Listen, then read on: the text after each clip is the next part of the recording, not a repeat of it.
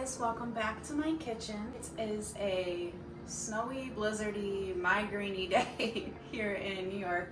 But today we're gonna repurpose some birria meat that I made and had in my freezer that we're gonna make into enchiladas and put back into the freezer.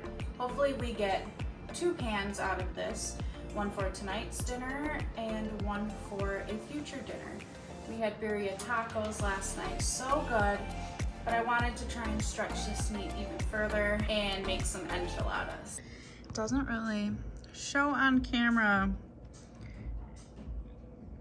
like it really is, but it is snowing and it is very bright. Just warmed the birria back up on the stove so it was easier to work with. I'm gonna make simple enchiladas. We're gonna just put leftover rice we have in our fridge in here. This would be good if you had leftover beans, corn, really anything that would be good in an enchilada that you kind of just want to get out of your fridge. So we're gonna move on and make our own red enchilada sauce. So good. I've gotten everything ready. That's not included. That's just holding my book open. You really want to have everything prepared and measured out beforehand because it's a fast process and you don't want it to burn. So here, if you guys want to pause, take a screenshot. I'll give you my recipe right out of my recipe book. And I am doubling this batch today in hopes that we're getting two small pans out of it, but you can never have enough enchilada sauce in my opinion. Okay, so I'm going to use these in order to keep it a little healthier. They are only 4 net carbs. I think these are a great deal. These are the ones that you see me buy in my like BJ's videos or Walmart or anything like that, but Walmart does have them cheaper. These were $4.79 for an 8-pack. I believe Walmart's are $3.29 or something like that. But anyways, we love these. All right, I've got my little 8x8 pans. I got these, I believe, on Amazon for a pretty good deal. They were on sale once. I think I got about double this. I'm probably halfway through my box, but these are a great thing to keep on hand for any baking that you want to do, so you're not using up all of your glass dishes or metal pans, you know, those kinds of things. Also, a tip is after the holidays, keep an eye out in the like holiday discount aisles when they start marking everything down. I got a couple big ones recently for like 25 cents after Christmas. Okay, so we're gonna get started on our enchilada sauce. So we wanna get our pan warm. You're going to heat your oil first. So this will be 6 tablespoons of olive oil. Seems that I am doubling it. Let's see. It's probably enough. You can also just eyeball things. That's kind of how I go about things. And it's worked out okay. So forgot my measuring cup and my whisk. So that is going to heat up. You are going to put your flour and your herb mixture in there. So we will do that once it's heated up. In the meantime, I'm gonna dump all my rice into my birria meat mixture.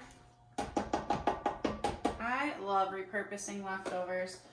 I don't know about you guys, but I cannot eat the same thing more than maybe 2 days in a row. But if it's even the same thing but repurposed into something else, I can do that. It's like a brand new meal. So we're also gonna add cheese to this once this cools down a little bit. I'm gonna let the rice kind of warm up in there. Just easier to stir and mix in that way. Okay, our oil is ready. Let's hydrate and begin. So we're gonna need, this is very hot, we're gonna need 6 tablespoons of flour.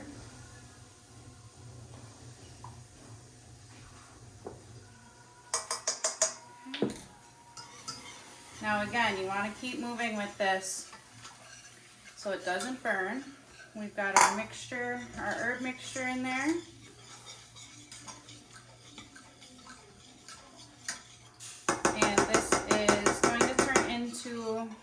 paste. We're gonna do a little more oil in here. I want to get it pretty mixed up.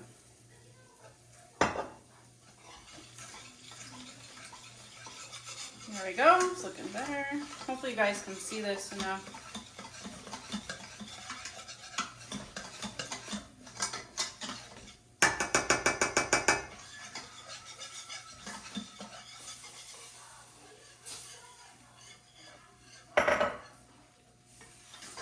Okay, so we've got this fairly incorporated. We're gonna start adding in our tomato paste, which doubling it is 4 tablespoons. 1, 2, 3, 4.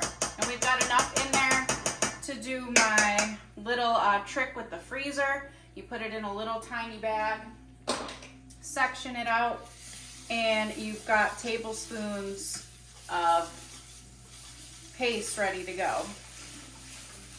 Okay, so now here's where we need to start adding in our veggie broth, which will be 4 cups. So this is 2.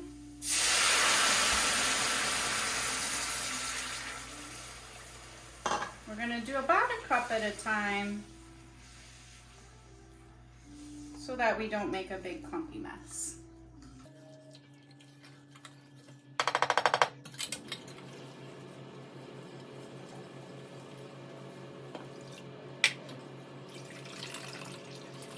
Fun fact, these size containers are 4 cups exactly.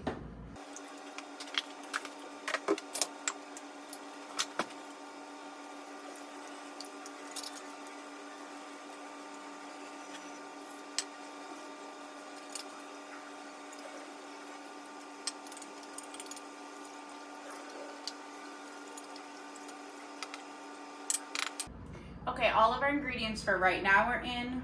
Once this boils for a little bit and thickens, you're gonna then add your black pepper and your vinegar, white vinegar. At the end, you don't want the vinegar to cook into this. Also, I don't know if you can see, but this is why investing in an apron is worth it.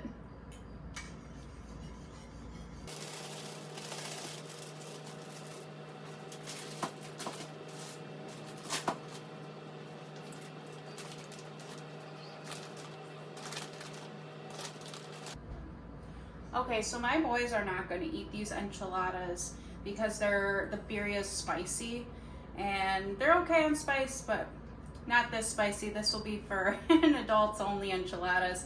So I'm going to add diced tomatoes and green chilies, give it a little bit of texture. I'm going to drain them real well though so that it doesn't add too much moisture.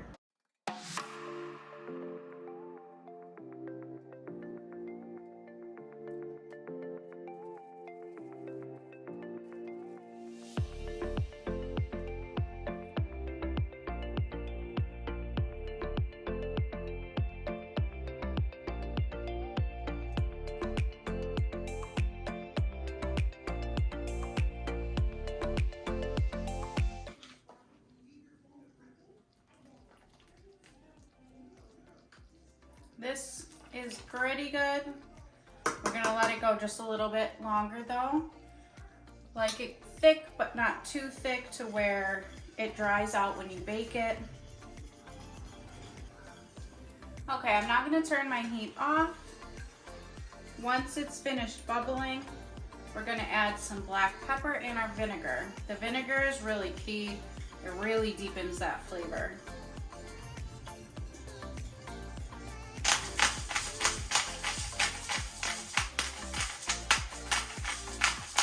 We are going to add in our vinegar. That was about 2.5 teaspoons. I like it a little more vinegary anyway.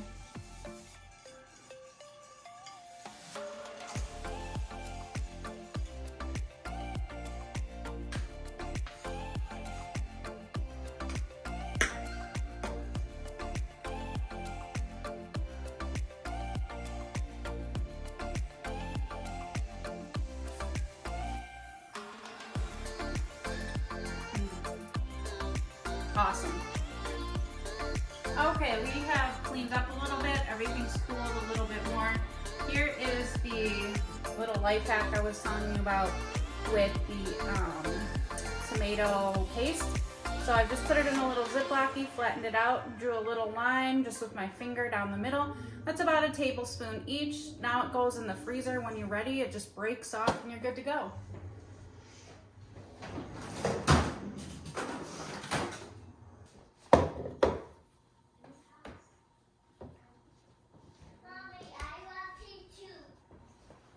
Here is our mixture. This is a good consistency, wet but not too wet.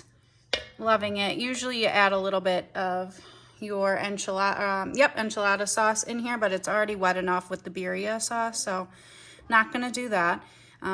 This is also fantastic if you have leftover chicken, you know, rotisserie chicken, regular chicken, cube it up, shred it up. Anything that you have left over makes a good enchilada. I am going to jump in here and do a little voiceover while you guys are watching me make these enchiladas.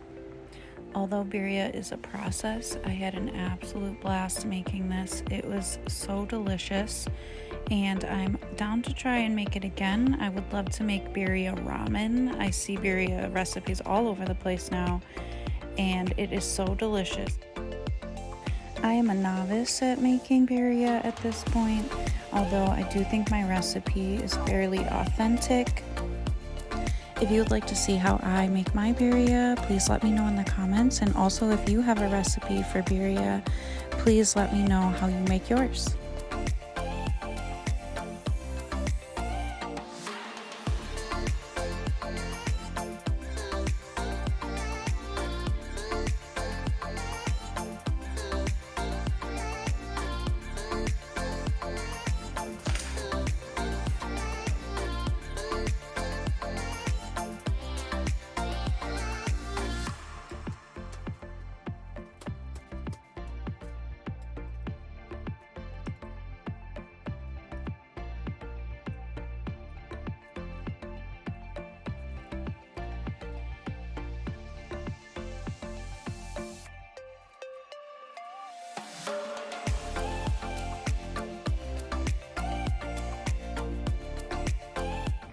What do you guys think? That got me 2 4-packs, if you will, and 1 3.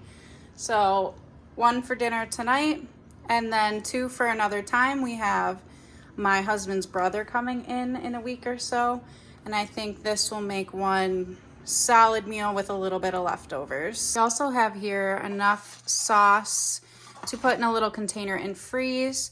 And when we pull out the freezer meal, bring it out just in case anything's a little dry or you want it a little extra saucy. I think it's great to have a little leftover sauce. And in fact, you could just make a double batch every time you make it and freeze it or can it and save yourself the trouble the next time you want to make enchiladas. There you go. Just like that, you changed leftovers into 2 or 3 new meals. You stocked your freezer a little bit. You can give one away. Top with a little fresh cilantro, some sour cream, however you like to do it. And it's completely customizable. Thank you guys so much for hanging out with me today. And I really appreciate your support, your likes, your comments, your shares, you subscribing. It really means a lot to me. And I'll see you guys in the next video.